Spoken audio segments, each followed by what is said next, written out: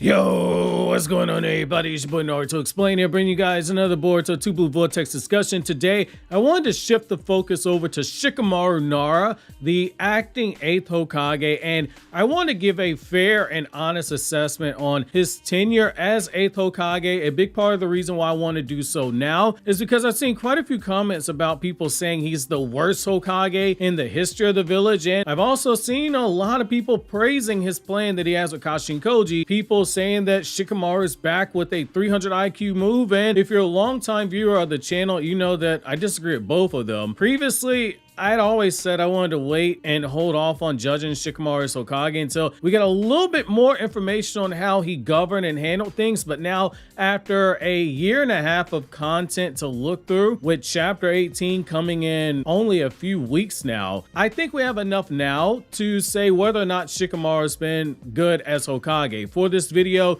the criteria that we're going to be using to give him a fair assessment are as follows: what he's done as Hokage, where he lines up in terms of the power compared to the other Kage, and by Kage I mean the current 5 Kage, the reality that he faces as Hokage, as well as how he's adapted to the changing landscape of the ninja world, and finally all, if any, changes that he made in Konoha as Hokage for the last 3 years in the timeline. It is my hope that you walk away from this video and you feel like this is the most in-depth look at Shikamaru's tenure as Hokage. Now, let's be very clear. Shikamaru has had some very unenviable tasks in terms of being Hokage after Naruto Uzumaki. There's a reason why the 48 Laws of Power, amazing strategy book by the way, it tells you to avoid stepping into the shoes of a great man. Everything you do while in those shoes will be measured against the person who had them before. None of what you did prior to wearing those shoes matters. The clock starts all over again. Like, let's use a sports example to drive the point home. LeBron James is one of the greatest of all time, but when he's in that Lakers uniform,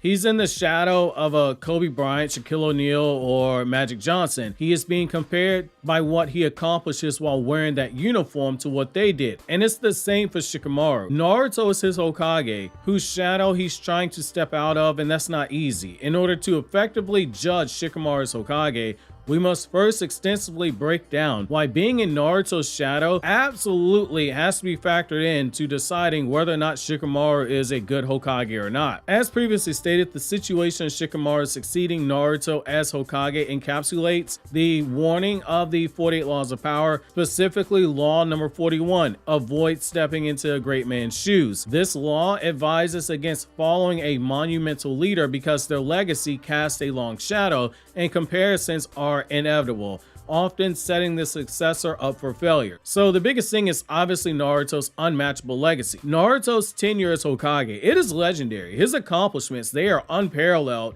including, and not just limited to, unrivaled power. He is the strongest shinobi in history. Naruto's immense strength was a cornerstone of his leadership, making him both a symbol for peace and a deterrent to threats. He is a world savior. Naruto saved the world multiple times, forging alliances and inspiring trust and admiration even in former enemies. He is also a peacekeeper. His charisma and his unorthodox way of doing things, most importantly his empathy, it unified nations and clans, maintaining a delicate peace in the ninja world. Even with those villages that did not join the Shinobi Union, when Naruto sent people like Konohamaru and Mujino and Sasuke out there to those smaller nations, they listened when a Konoha Shinobi showed up. It is a moral for idealism as well that Naruto represents. Naruto embodied the ideas of perseverance and hope, qualities that deeply resonated with people and made him beloved by so many. This legacy sets an impossibly high standard for any successor, particularly someone like Shikamaru, who lacks Naruto's immense physical power and world-saving feat, and most importantly, his deep human understanding of emotional intelligence. Shikamaru's practical leadership is something to be applauded though. His real strengths lie in his intelligence, his strategic mind, and his pragmatism. He is someone who practices cold logic. He approaches leadership with a more rational and less emotional mind state, prioritizing the stability of Konoha above all else. Basically, he's Konoha first. He's diplomatic skill as well personified. Shikamaru has managed to maintain alliances with other nations despite growing tensions. It's a testament to his ability to navigate complex political landscape. And as far as for the growing political tensions between other nations, we are told that some of the other nations are not pleased with how he's handled the whole Naruto situation, but we'll get to that later. However, Shikamaru's pragmatic and cautious style, it sharply contrasts with Naruto's heroic and larger-than-life approach, making his leadership seem a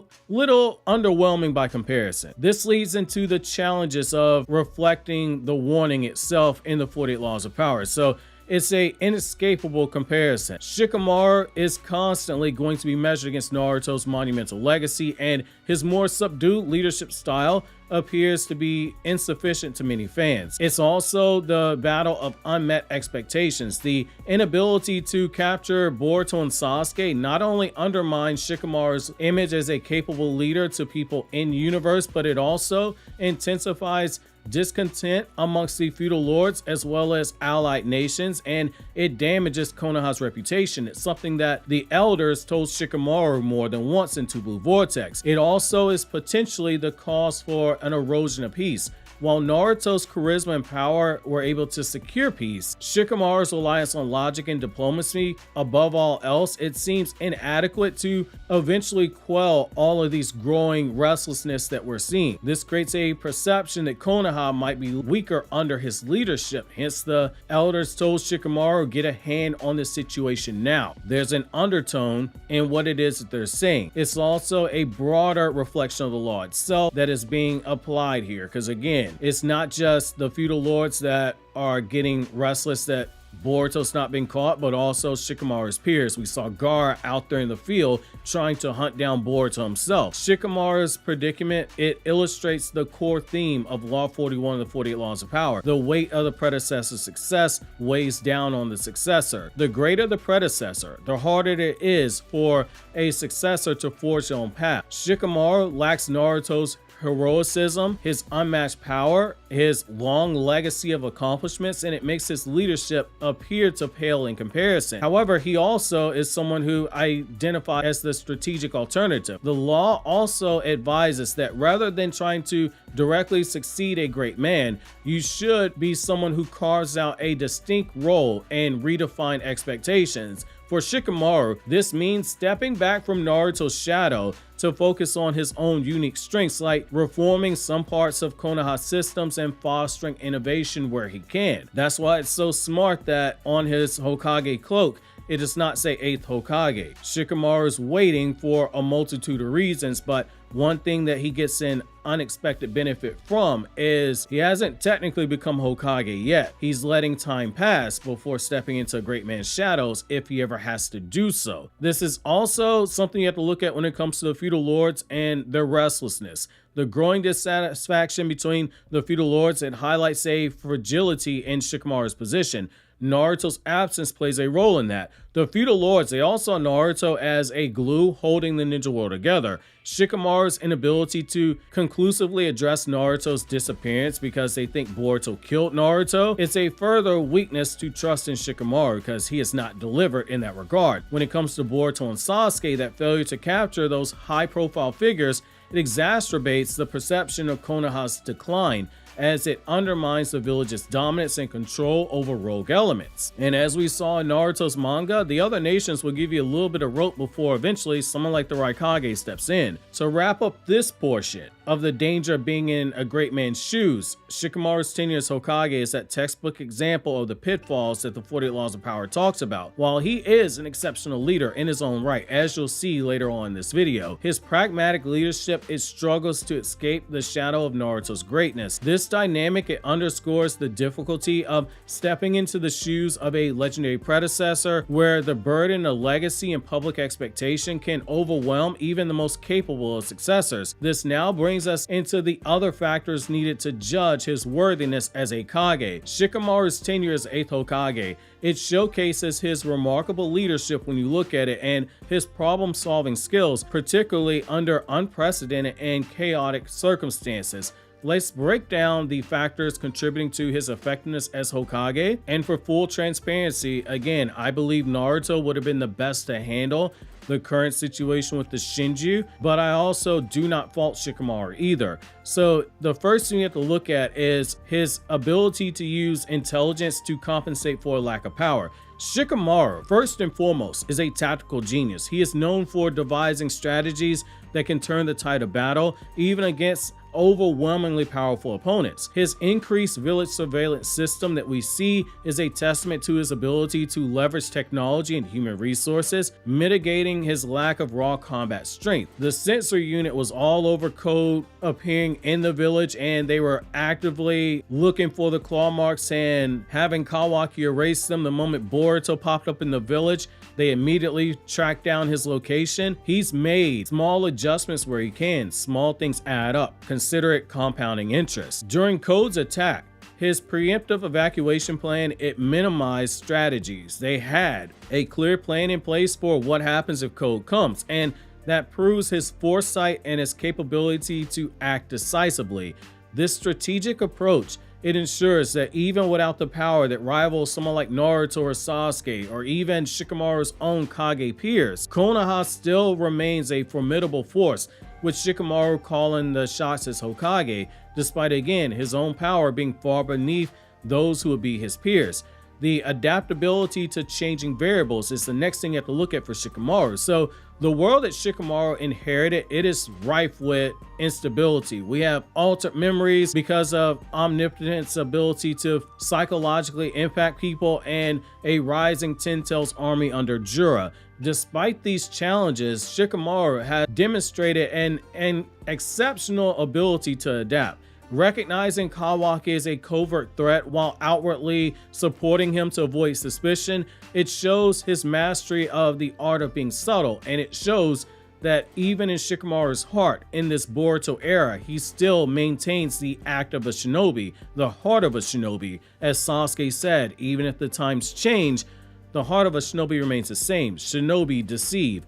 Listening to Boruto and trusting his account of the events in the face of his own altered memories, it highlights his capacity to think critically and act pragmatically, even under personal and societal pressures. His ability to maintain normalcy also goes underappreciated. Shikamaru has effectively maintained a semblance of normalcy in a world where Naruto's supposed death could have caused mass despair. Think about what happens if, say, somebody walks up and shoots the president of the United States, the vice president, drops a bomb on Capitol Hill. Even though that's just here in America, that's widespread chaos that would occur. Shikamaru was able to navigate something like that by ensuring the Shinobi Alliance that it remains intact. He has managed to preserve internal and international stability, which is very crucial given the potential for inter-village conflicts in the absence of Naruto.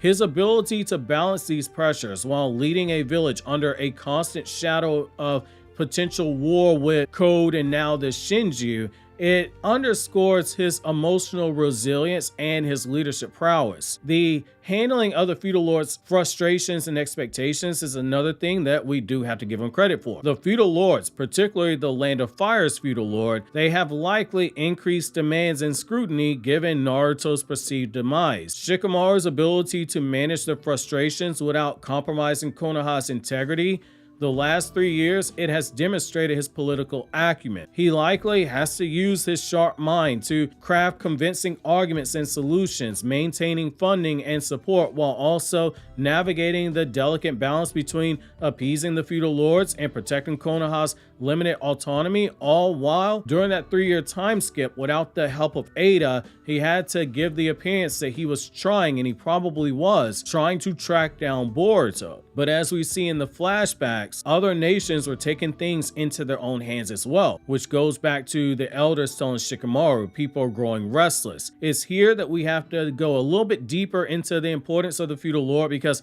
I still see a lot of fans downplay why the Hokage goes to a feudal lord and why the feudal lord is as big of a deal as he is. So the dynamic between Shikamaru's Hokage and Madoka Ikkyo as the feudal lord of the Land of Fire, it is a delicate balancing act rooted in economics, politics, and personal pride.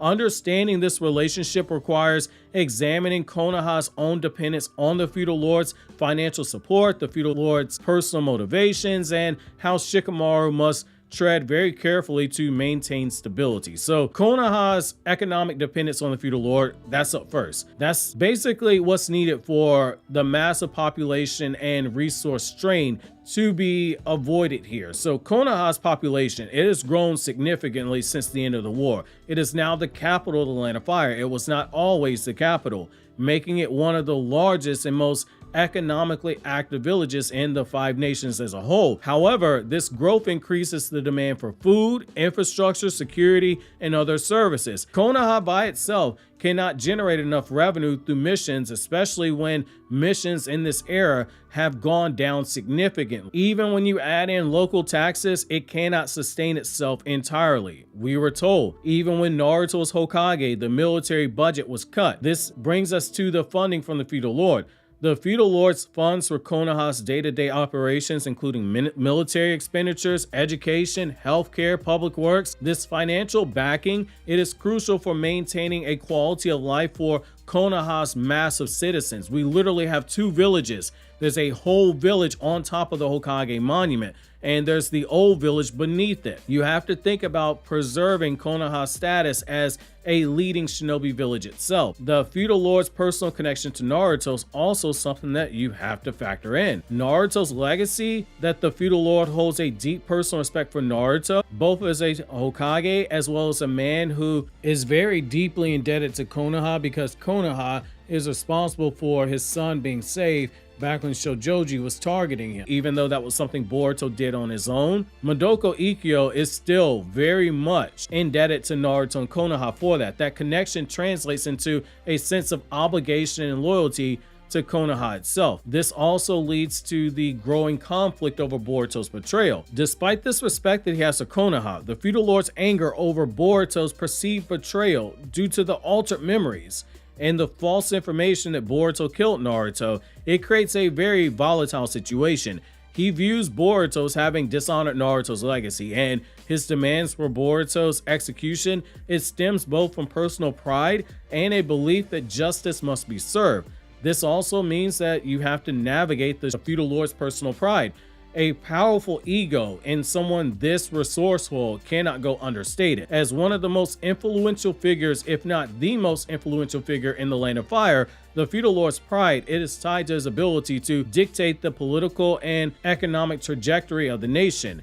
Any perception that he wishes to come true that seems to be ignored, such as Shikamaru's decision to pursue Boruto how he's done, and the failure to do so, and the potential of Madoka Ikkyo even finding out that Shikamaru is protecting Boruto, that's going to damage this relationship. Shikamaru's strategy is something that is very tricky. You have diplomatic buffering that goes into this. So the Konoha elders, they act as intermediaries, if you will, helping to temper the feudal lord's frustrations and providing Shikamaru with plausible deniability. They serve as insulation to give Shikamaru room to maneuver without directly challenging the feudal lord's authority, because they can leverage the relationship they had with Madoka Ikkyo as well as with his father to say, hey, just trust, we know what we're doing.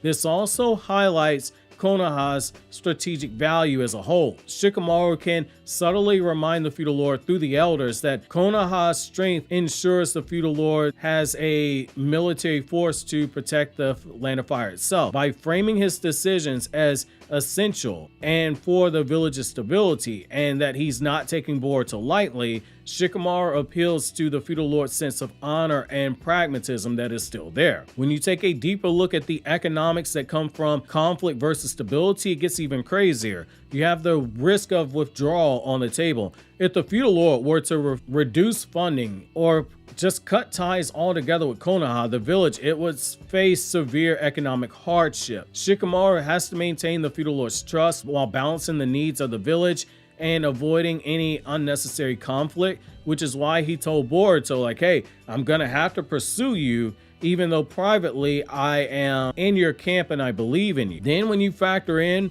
the threats of Code and Jura, the feudal lord support, it is critical for countering the external threats. Konoha is going to require funds in order to keep up the intelligence network and the various things that they use for sensory purposes. They don't just use the Yamanaka clan, they have other tools at their disposal for tracking any type of objects that come in and outside the village. And you also have to go into the rapid mobilization against forces like Code's Clawgrimes and Juris Tintel's army, kunai, and all those different weaponry and etc. They make a lot of them, but Konoha does also act in trade. They need money as well. They need food. They don't grow all the food that is inside of Konoha. They have to be able to trade. If he cuts out the funding, the feudal lord can drastically cripple Konoha. Without this financial backing, Konoha's infrastructure, it would falter on multiple levels. Shikamaru's diplomatic tightrope cannot be underscored for that reason, because you're balancing justice with mercy. Shikamaru, he's trying to protect Boruto, and it aligns with the truth about Boruto's situation, and it shows that he is truly worthy of the Hokage position, but it also conflicts with the feudal lord's perspective. Boruto is someone that Shikamaru has to protect for the strategic benefits that Boruto gives, while also trying to give the appearance that Boruto is a threat that Shikamaru is actively trying to pursue, as well as potentially try to present Boruto as an asset that can be used in the fight against Code and Jura. That is multiple fires that are being cooked right now. This means that Shikamaru inevitably has to manage the feudal lord's expectations and his anger over Boruto's perceived crime, even though that reflects his personal values. Shikamaru must acknowledge the feudal lord's grievances while also subtly deflecting the blame and emphasizing the broader picture when it comes to protecting the Land of Fire. They can't do it without Boruto's help. The feudal lord still wants Boruto dead. Just like the elder, Shikamaru has a tightrope to walk. Shikamaru's ability to navigate all these things to ensure Konoha's survival on multiple levels amidst economic and political challenges, it is a testament to his brilliance as Hokage. He must leverage diplomacy, strategic framing, and the elder's buffering role, as well as pressure inward to have Boruto killed to maintain all of these things. Shikamaru's Hokage era, in my opinion, it is a masterclass in leadership under extreme duress. He compensates for his lack of power through intelligence and strategic foresight. He adapts to an ever-changing set of threats and upholds stability in a world on a brink of chaos, if we're being honest. His ability to juggle the village's survival, the political and societal pressures from the feudal lords makes his tenure stand out as well, even amongst the legacy of the Hokage that he's walking behind. I really feel like fans should appreciate all the nuanced challenges that Shikamaru faces and his exceptional composure with which he's been able to address them. If you enjoyed this video, consider watching more from Naruto Explained by clicking this video on the left, or consider watching this other video from my Anime Explained channel where I discuss non-Naruto content in a fashion such as this.